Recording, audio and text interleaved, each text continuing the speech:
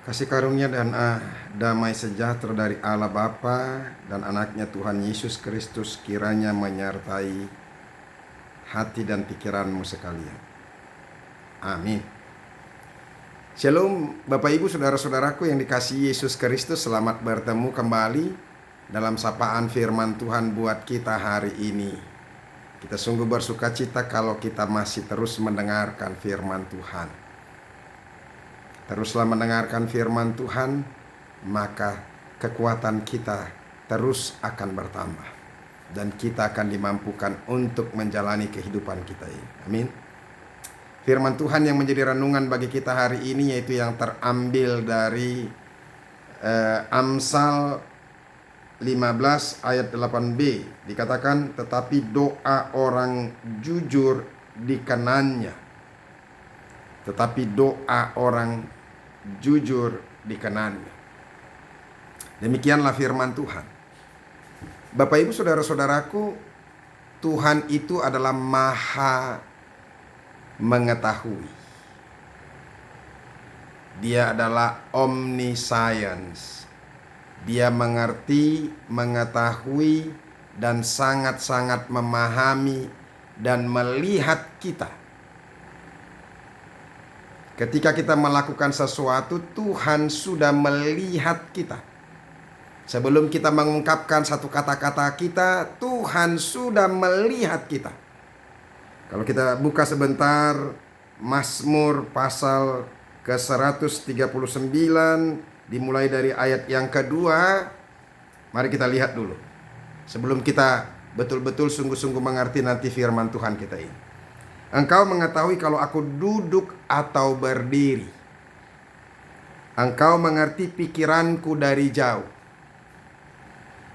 Dia mengetahui kalau kita duduk atau berdiri, dan dia mengerti pikiran kita dari jauh. Dari jauh dia tahu pikiran kita. Engkau memeriksa aku kalau aku berjalan dan berbaring. Segala jalanku kau maklumi. Sebab sebelum lidahku mengeluarkan perkataan, sesungguhnya semuanya telah kau ketahui, ya Tuhan. Apa artinya? Artinya Tuhan itu sungguh-sungguh melihat. Tuhan itu sungguh-sungguh mengetahui apa yang ada di hati dan pikiran kita. Sebelum kita mengucapkan sesuatu perkataan, pernyataan di hadapan Tuhan, Tuhan mengetahui apa yang ada di dalam hati kita dan apa yang akan kita ucapkan. Demikian juga dengan doa. Bapak Ibu Saudara-saudaraku, jangan coba untuk mengelabui Tuhan di dalam doa-doa kita. Sebab Tuhan sungguh-sungguh mengerti dan mengetahui apa yang ada di dalam kehidupan kita atau apa yang ada di dalam hati kita. Jangan kita berpikir bahwa kita sedang berhadapan dengan manusia yang tidak bisa melihat sampai ke dalam hati kita. Mungkin kalau manusia bisa kita tipu, tetapi Tuhan tidak. Makanya kalau kita berdoa, berdoalah secara sungguh-sungguh. Dan jangan pernah memakai suap dengan cara-cara suap. Sebenarnya saudara-saudara, kalau kita sungguh-sungguh melihat dari firman Tuhan bagi kita hari ini, kita akan bisa mengerti apa yang mau dikatakan oleh firman Tuhan. Sekali lagi dari ayat 8 secara keseluruhan dari Amsal 15 ini. Korban orang fasik adalah kekejian bagi Tuhan, tetapi doa orang jujur dikenannya. Jadi ada banyak orang, saya sudah pernah mengatakan ini kepada kita.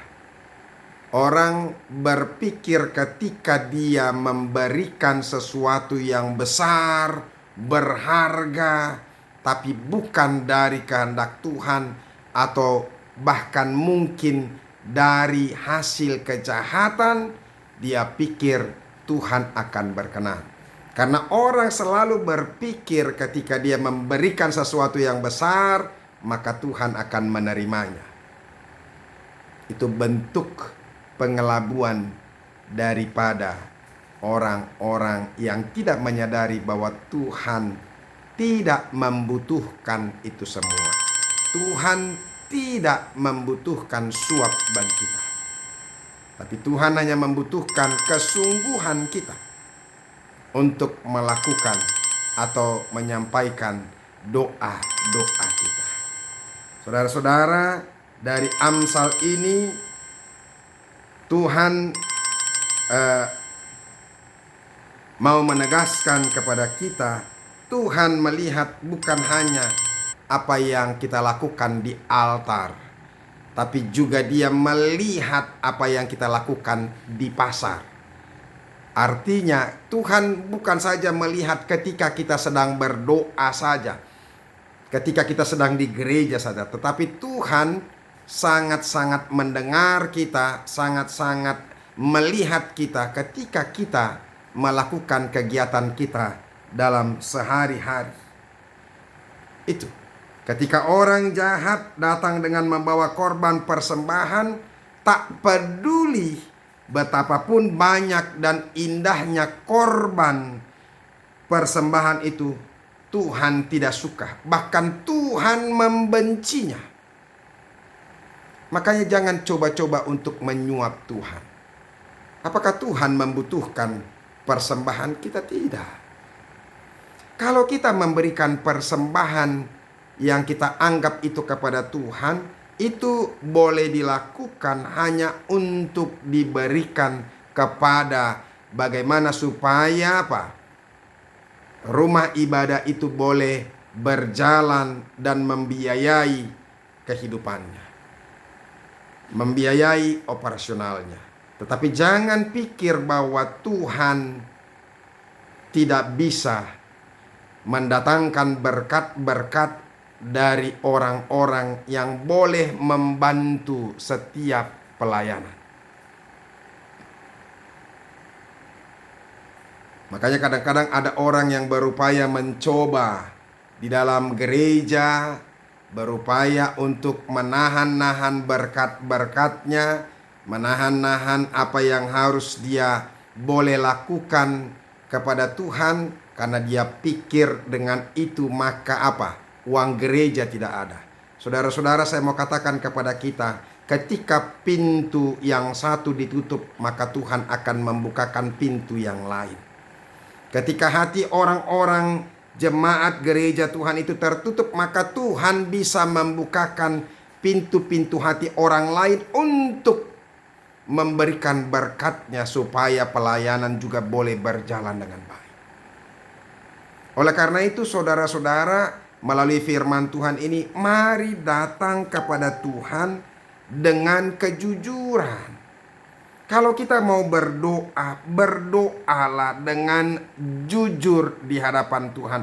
Apa yang kita mau perlukan, apa yang mau kita ungkapkan kepada Tuhan, itu harus kita nyatakan dengan sejujur-jujurnya.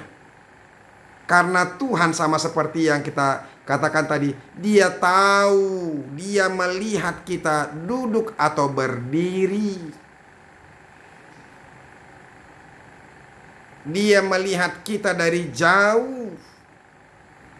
Apa yang akan mau kita katakan, sebelum kita berkata-kata, Dia mengerti, Dia mengetahui apa yang akan kita katakan. Artinya, kita diharapkan supaya kita betul-betul berkata jujur, berdoa di hadapan Tuhan. Hati-hati, jangan sembarangan berhadapan di hadapan Tuhan. Karena Tuhan bisa sangat marah. Dia akan murka kepada kita. Oleh karena itu, saudara-saudara, lebih baik berdoa di hadapan Tuhan sekalipun kita tidak membawa apa-apa. Orang yang jujur, yang bahkan tidak berbekal korban persembahan, hanya datang dengan doa, Tuhan pasti akan kenan dia. Tuhan pasti akan memberkati orang-orang yang seperti itu. Sekali lagi saya mau katakan kepada kita, jangan mencoba menyuap Tuhan. Kalau di dunia ini kita boleh suap orang-orang, tapi kalau Tuhan tidak. Tuhan tidak membutuhkan semuanya itu. Makanya sebelum kita datang menyembah Tuhan, periksalah hati dan hidup kita. Kalau kita masih terus melakukan dosa, minta ampunlah kepada Tuhan. Dan nyatakan semua kesalahan-kesalahan kita di hadapan Tuhan. Kalau ada kejahatan di situ yang perlu ditanggalkan, sebelum doa dan persembahan dinaikkan, tanggalkanlah dulu itu. Supaya Tuhan boleh berkenan, ditemui dan berkenan atas doa-doa kita. Semoga firman Tuhan ini sungguh-sungguh mengingatkan kita dan memberkati kita. Supaya kita jangan berpikir sama seperti pikiran kejahatan yang ada di pikiran kita atau pikiran-pikiran manusia.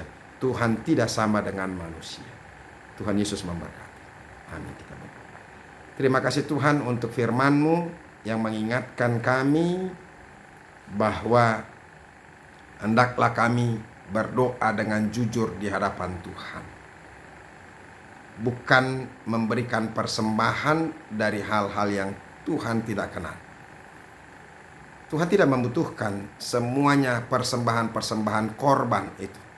Apalagi kalau itu dari kejahatan. Tapi kalau itu betul-betul karena hati yang tulus, ikhlas, sukacita, dan itu dari hasil yang Tuhan kenan, maka Tuhan juga akan semakin memberkati. Terima kasih Tuhan untuk firman-Mu yang mengingatkan kami supaya kami jangan menjadi orang-orang yang munafik.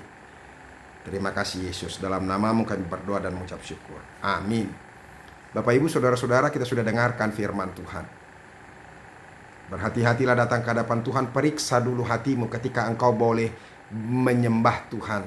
Apalagi ketika kita berdoa di dalam Tuhan, kepada Tuhan. Hendaklah kita jujur di hadapan Tuhan di dalam doa kita. Bayangkan kalau dalam doa saja, bagi Tuhan saja kita sudah tidak jujur. Saya tidak tahu apa yang akan terjadi lagi kalau kita melakukannya. Apalagi bagaimana mungkin kita bisa boleh melakukannya itu kepada orang-orang yang lain. Sedangkan kepada Tuhan kita berani melakukan, apalagi kepada orang-orang lain. Semoga firman Tuhan ini memberkati kita. Sampai ketemu hari Jumat, karena besok adalah hari kenaikan Tuhan Yesus ke sorga. Mari kita gereja, ingat kita harus bersekutu. Kehidupan yang sejati bagi orang Kristen adalah bersekutu kepada Tuhan dan juga bersekutu kepada bersama dengan sesama kita. Saling mengasihi, saling mencintai. Tuhan Yesus memberkati. Teruslah mendengarkan firman Tuhan. Sampai ketemu hari Jumat 2 hari yang akan datang. Tuhan Yesus memberkati.